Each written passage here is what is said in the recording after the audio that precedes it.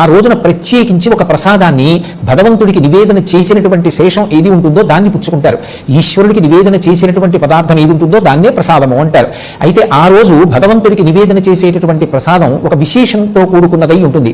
అది ఎలా తయారు చేయాలి అన్నదాన్ని కూడా శాస్త్రమే మనకి చెప్పింది. తద్వర్షాదౌ నింబసుమం శర్కరాంలఘృతైర్యుతం భక్షితం పూర్వయామేస్య తద్వర్షం సౌఖ్యదాయకం అని.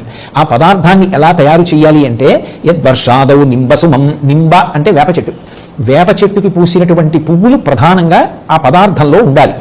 ఆ వేప చెట్టుకి కొన్ని విశేషాలు ఉంటాయి. ఆరోగ్యాన్ని ఇవ్వగలిగినటువంటి చెట్టు ఏది అంటే వేప చెట్టు. అందుకే నింబవృక్షం గురించి వ్యాఖ్యానం చేస్తూ అమరకోశం ఒక మాట అంటుంది, వేప చెట్టుని ఆశ్రయించి ఉండడం, వేప చెట్టు కింద పడుకోవడం, వేప చెట్టు యొక్క గాలి పీల్చడం ఆరోగ్యానికి పరమకారణములై ఉంటాయి. అంత గొప్పది వేప చెట్టు. అది పరదేవత యొక్క అనుగ్రహం. అటువంటి వేప చెట్టు ఈ చైత్రమాసం వచ్చేటప్పటికి వసంత ఋతువు వస్తోంది అనేటప్పటికీ పువ్వు పూస్తుంది.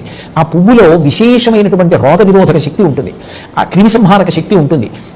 అటువంటి వేప పువ్వుని నీటిలో కలుపుతారు. తద్వర్షాదౌ నింబసుమం శర్కరాంలఘృతైర్యుతం. శర్కర అంటే ఇక్కడ బెల్లము అని అర్థం చేసుకోవాలి.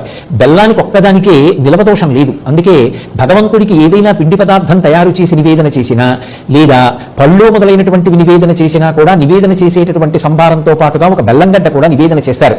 బెల్లంగడ్డ మంగళద్రవ్యమే కాదు, దానికి నిలవదోషం కూడా ఉండదు. అది ఇంట్లో ఎంతకాలం నిలవ ఉన్నా అది నిలవ ఉన్న పదార్థంగా పరిగణనలోకి రాదు. అందుకే ఆ బెల్లంగడ్డ ఆ నీటిలో వేస్తారు. ఆ వేప పువ్వు వేసినటువంటి నీటిలో ఈ బెల్లంగడ్డ వేసి ఆమ్లఘృతైర్యుతం. ఆమ్ల అంటే చింతపండుతో కలిసినటువంటి పులుసు, చిక్కని పులుసు పదార్థంలా తయారు చేయబడినటువంటి దానిలో ఈ బెల్లం ముక్క నాని కరుగుతాయి. వేప పువ్వు యొక్క సారము దిగి వేప పువ్వు పైన తేలుతుంటుంది. అందులో ఘృతైర్యుతం, ఆవు నీతిని కలపాలి. లోకంలో మూడింటిని అమృతంతో సమానంగా చెప్తారు. ఘృతం పిబేత్ అంటుంది అందుకే వేదం. ఆవు నెయ్యి అమృతంతో సమానం. 2 మంచినీళ్లు, మంచినీళ్లు అమృతంతో సమానం. అందుకే ప్రాణోత్క్రమణం అయినప్పుడు స్పృహ తప్పిపోతే వెంటనే నీళ్లు తెచ్చి ముఖం మీద చిలకరిస్తారు. ఆ నీళ్లు ముఖం మీద పడగానే తమ తమ స్థానముల నుండి ఉద్గతమైనటువంటి ప్రాణములు కూడా వెనక్కి వస్తాయి. అలా అమృతంతో సమానమైనది ఏది అంటే నీరు, అమృతంతో సమానమైనది ఏది అంటే ఆవు నెయ్యి, అమృతంతో సమానం అమృతమే. కాబట్టి ఈ 3 అమృతములే అని చెప్పబడతాయి. అటువంటి ఆవు నీతిని కలపాలి. ఈ పదార్థములను ప్రధానంగా కలుపుతారు.